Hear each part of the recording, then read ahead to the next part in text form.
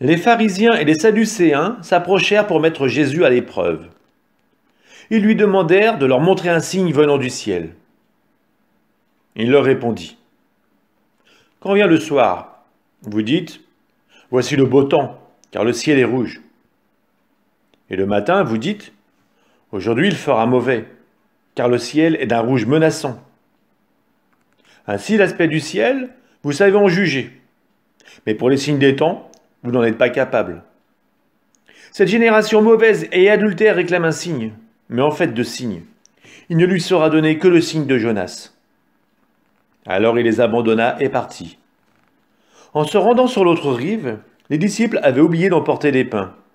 Jésus leur dit, « Attention, méfiez-vous du levain des pharisiens et des sadducéens. » Ils discutaient entre eux en disant, « C'est parce que nous n'avons pas pris de pain. » Mais Jésus s'en rendit compte et leur dit, « Hommes de peu de foi, pourquoi discutez-vous entre vous sur ce manque de pain? Vous ne comprenez pas encore? Ne vous rappelez-vous pas les 5 pains pour 5000 personnes? Et combien de paniers vous avez emportés? Les 7 pains pour 4000 personnes? Et combien de corbeilles vous avez emportés? Comment ne comprenez-vous pas que je ne parlais pas du pain?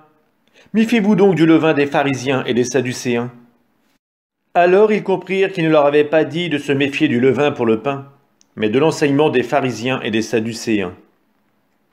Jésus, arrivé dans la région de Césarée de Philippe, demandait à ses disciples, « Au dire des gens, qui est le Fils de l'homme » Ils répondirent, « Pour les uns, Jean le Baptiste, pour d'autres, Élie, pour d'autres encore, Jérémie ou l'un des prophètes. » Jésus leur demanda, « Et vous, que dites-vous?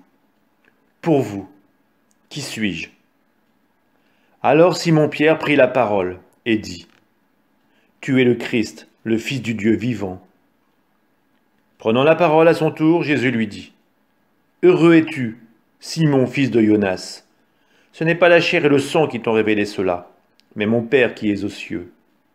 Et moi je te le déclare, tu es Pierre, et sur cette pierre je bâtirai mon église, et la puissance de la mort ne l'emportera pas sur elle. Je te donnerai les clés du royaume des cieux. Tout ce que tu auras lié sur la terre sera lié dans les cieux, et tout ce que tu auras délié sur la terre sera délié dans les cieux. » Alors il ordonna aux disciples de ne dire à personne que c'était lui le Christ.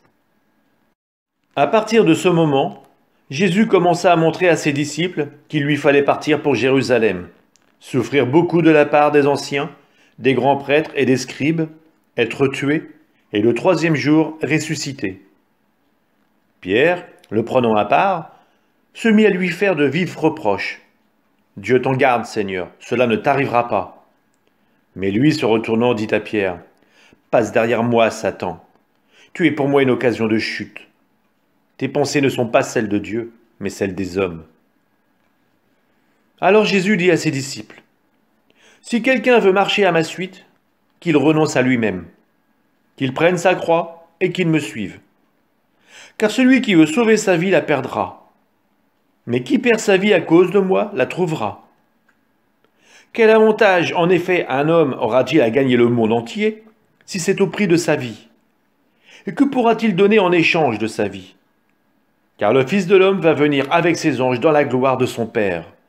Alors il rendra à chacun selon sa conduite. Amen, je vous le dis. Parmi ceux qui sont ici, certains ne connaîtront pas la mort avant d'avoir vu le Fils de l'homme venir dans son règne.